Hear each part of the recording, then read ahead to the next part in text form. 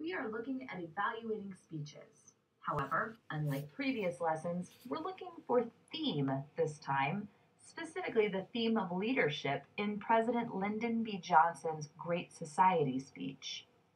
So, to review, when we've talked about evaluating speeches before, we've looked for speaker's message, speech's organization, a speaker's style, and the impact on the audience. These have allowed us to look for support, organization, and effectiveness.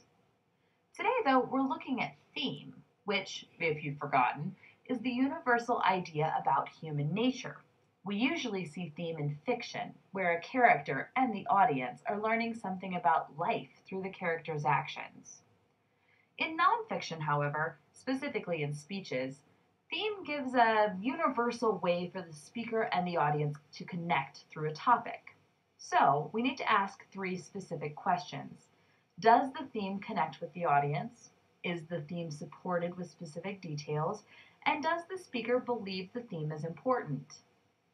Now, when we're looking at the theme of leadership, there are many qualities we could probably come up with, but for the sake of brevity, let's go with these: communication, integrity, humility, decisiveness, assertiveness, courage, and creativity. Now, President Johnson really only shows three of these very strongly in his Great Society speech. The first of which I would argue is communication. Because of the way his speech is organized, he presents three places that society must change: cities, rural areas, and classrooms. And he even says these are the three places these must be changed. And then he walks us through the three places, and for each example, provides plenty of support, including population numbers, both present time and expected, statistics on the number of kids in a classroom, and then solutions and the boards that are going to provide that. He provides integrity. He presents himself a certain way, which is a great warrior against poverty. He says that the hope is to advance the quality of our American civilization in his fight. And really, he is going to battle with poverty, and then lesser so with pollution and ignorance. He presents all three of these. So we see him in a humanitarian light, and that because he wants to be a good person and he's doing something about it, not only is he presenting problems, he's showing his ability and his integrity to fix them. He is decisive. The first and possibly one of the most important things that President Johnson does is he creates the Peace Corps. Remember, this is 1964, and so this is the major of the civil rights movement, and the urban populations are having a rough go of it. The Peace Corps is created to go in and create jobs and education for people in these urban areas.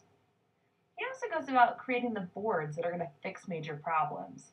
So we see major education reforms and one of the most life-changing bills of the 60s, the Civil Rights Bill, which changes and improves job opportunities for African Americans.